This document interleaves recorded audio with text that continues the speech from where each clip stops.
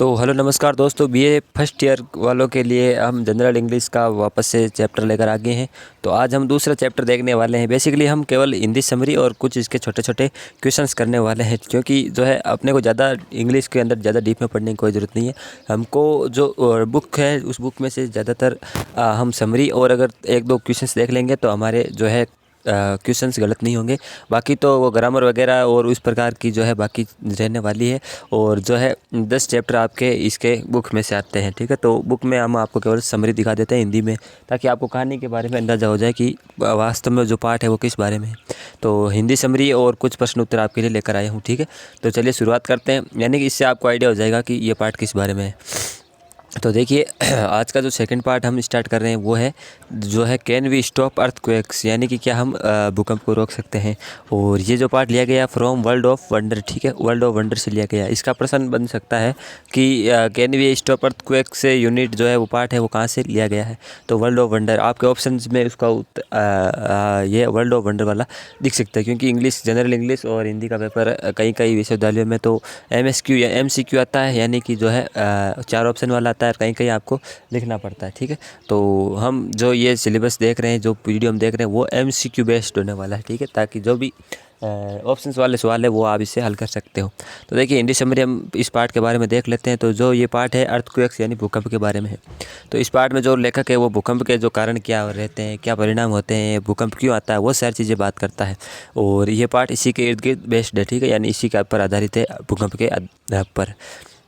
चलिए हिंदी समरी हम देख लेते हैं, पढ़ लेते हैं जो मैंने आपको सामने यहाँ पे पेश किया है, लिखा है। तो देखिए इस पार्ट की जो हिंदी समरी है, इस पार्ट में लेखक भूकंप के बारे में, इसके कारण परिणामों की बात कर रहा है। लेखक भूकंप को रोकने और इसके नुकसान को कम करने के लिए वैज्ञानिक विधियों की बात करता है, यानी कि वैज्ञानिक तरीके कौन कौन से हैं जिससे हम भूकंप को रोक सकते हैं, वो अब हम इसके अंदर डिस्कस करेंगे। और इसके जो है प्रश्न इसी प्रकार पूछे जाएंगे, ठीक है। तो जब देखिए लेखक का मानना है कि हिलती हुई धरती मानव द्वारा बनाई गई किसी भी चीज़ से ज़्यादा खतरनाक है। इंपॉर्टेंट चीज़ है ये ध्यान रखना पाठ के हिसाब से, कि जो लेखक क्या मानता है कि हिलती हुई जो धरती है वो मानव द्वारा कोई भी चीज़ अगर बनाई गई है तो सबसे ज़्यादा खतरनाक चीज़ क्या है, हिलती हुई पृथ्वी। यानी कि मानव द्वारा कोई भी चीज़ बनाई गई है वो खतरनाक नहीं है जितनी कि मतलब भूकंप है। भूकंप से ज़्यादा इस दुनिया में कोई भी खतरनाक नहीं है, ये लेखक का मानना है। फिर आगे देखते हैं, जब भूकंप किसी बड़े शहर में आता है तो यह बहुत ही ज़्यादा नुकसान करता है। ऑफिशियली नुकसान तो होगा ही, क्योंकि वहाँ पे बड़े बड़े जो शहर है वहाँ पे जनधन की सबसे बड़ी हानि जनधन की होगी। और उसके बाद में जो गैस की पाइपों को भी फोड़ डालता है, विस्फोट पैदा करता है, आग लगा देता है, तथा रेल लाइनों को भी तहस नहस कर देता है। बड़ी बड़ी इमारतों और पुलों को भी ढहा देता है, डरा नहीं देता, ढहा देता है आदि। यानी कि बड़े शहर में तो ये सारे नुकसान है ही भाई। इमारतें गिर जाती है, जो रेल की पटरियाँ हैं वो सारी, ये नुकसान जो है इसलिए जो पार्ट के अंदर मेंशन कर रखे हैं वो आपको याद रखना है कौन कौन से लेखक है जिन नुकसानों की बात कर रहा है। ऑप्शन में इनमें से देख लेगा और आपको पूछ लेगा कि भूकंप के क्या कारण, भूकंप के क्या कारण नहीं है या भूकंप के क्या परिणाम नहीं है। तो इसमें चारों ऑप्शन में से एक आपको ऑप्शन अलग दे देगा और आपको उसमें टिक करना है, ठीक है। वैसे जनरल इंग्लिश का सिलेबस बहुत ही आसान है और बहुत ही ईजी पेपर आता है इसका, तो ज़्यादा टेंशन आपको लेनी नहीं है, बस समरी पढ़ लीजिए आप। फिर आगे देखते हैं, इसी प्रकार जब भूकंप समुद्र में आता है तो बड़ी बड़ी समुद्री लहरों को ज़मीन पर ले आता है, जिससे जनधन की बहुत ही ज़्यादा क्षति होती है। भूकंप जब पहाड़ी क्षेत्रों में आता है और बर्फ़ का विशाल ढेर पहाड़ से नीचे लुढ़कता है तथा साथ में हज़ारों टन तथा टुकड़े भी साथ ले आता है। यानी कि समुद्र में भूकंप आता है तो क्या होता है, समुद्र में लहरें बनती है और जो लहरें वो साइड में किनारों पर आती है, तो जो किनारे पर लोग वगैरह रहते हैं तो वहाँ पे नुकसान होता है। और उसी प्रकार जब पहाड़ी इलाकों में जब आता है ये भूकंप, तो जो भी बर्फ़ वगैरह जो भी चट्टानें हैं वो गिर कर जो नीचे फिसल जाती है, गिर जाती है, तो इससे भी बहुत ज़्यादा नुकसान हो जाता है, ठीक है। ये लेखक के अनुसार भूकंप के नुकसान है। फिर आगे देखते हैं, लेखक के अनुसार कंपन के दौरान पूरा का पूरा अलास्का राज्य अमेरिका के अंदर है, तो जो है 80 फीट से अधिक पश्चिम की ओर खींचा गया है। आपने विश्व मैप देखा होगा, तो यहाँ पे इस प्रकार से ये मान लीजिए अमेरिका वाला है और इसके नीचे दक्षिण अमेरिका है और इस प्रकार यहाँ पे अफ्रीका, और इस प्रकार मान लीजिए, मैं सपोज एकदम एग्जैक्ट तो नहीं है, मान लीजिए ये अपना एशिया वाला यूरोप वाला महाद्वीप है और यहाँ पे अलास्का कहाँ पे, इस साइड पे अलास्का है यहाँ पे। तो ये अलास्का, ये लेखक क्या कह रहा है कि जो अलास्का राज्य वो 80 फीट से अधिक पश्चिम की ओर खींचा गया है, यानी कि ये पहले अमेरिका की तरफ था, बाद में ये रूस की तरफ ज़्यादा हो गया है भूकंप के कारण, ठीक है। और प्रशांत महासागर में चला गया। वैज्ञानिकों के सामने समस्या यह है कि उस महान शक्ति से मुकाबला कर रहे हैं जिनको रोक पाने की उम्मीद मनुष्य के बस की नहीं है। यानी वैज्ञानिक अभी भी इस चीज़ को मतलब इस भूकंप को रोकने या फिर इसके जो भी कारण परिणाम होते हैं उनकी जो है वो अभी भी इसके बारे में रिसर्च कर रहे हैं। हालांकि सबको पता है कि भूकंप को रोका नहीं जा सकता, ठीक है, ये लेखक के अनुसार मानना है।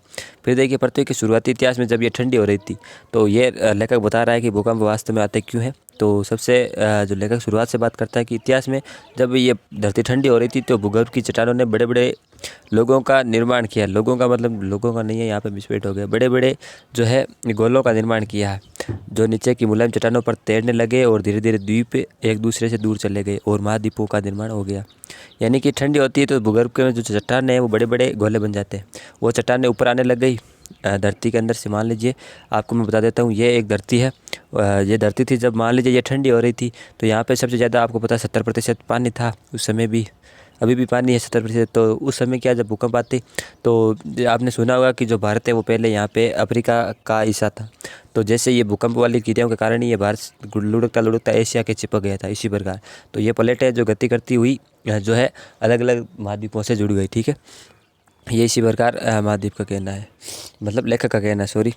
धीरे धीरे द्वीप एक दूसरे से दूर चले गए और महाद्वीपों का निर्माण हो गया। देखते हुए आज महाद्वीप कहा जाता है, यानी इनको देखते हुए महाद्वीप कहा गया। यहाँ पे मिसप्रिंट हो रहा है थोड़ा, तो इन सबको क्या कहते हैं, महाद्वीप कह देते हैं। जो बहुत सारे द्वीप है जो मिलकर क्या बना देते हैं, महाद्वीप बना देते हैं। पृथ्वी की सतह से मिली नीचे चट्टान में दबाव पैदा कर देते हैं।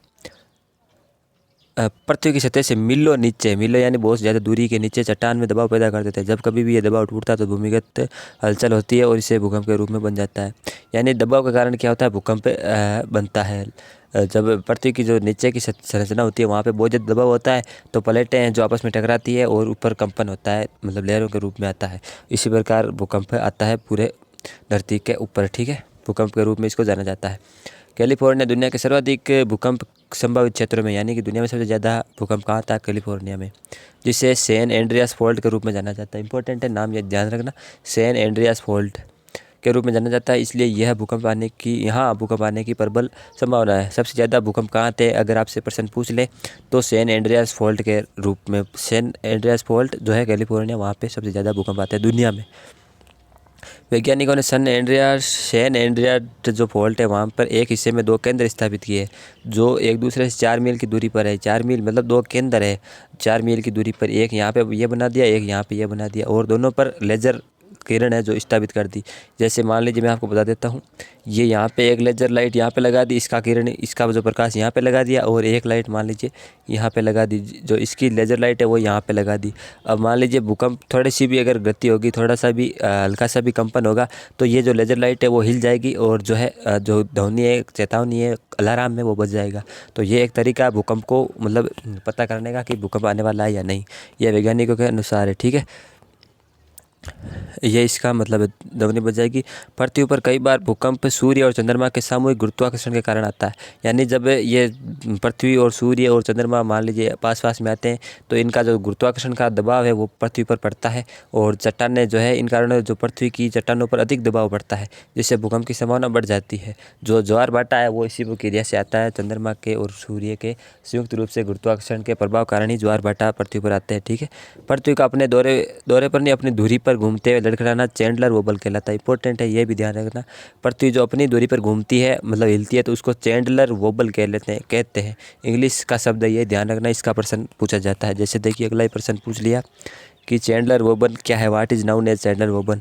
तो the wobbling of the earth, यानी अपनी दूरी पर पृथ्वी का घूमना क्या कहलाता है, चैंडलर वोबल कहलाता है। ये इसके प्रश्न, इसी प्रकार के प्रश्न पूछे जाते हैं पाठों में से, ठीक है। हालांकि प्रश्न तो इसके बहुत सारे बन सकते हैं, मैंने आपके लिए मेन प्रश्न है वही बनाए हैं, उठाए हैं, और जो भी प्रश्न है बाकी के वो तो आप कर सकते हैं।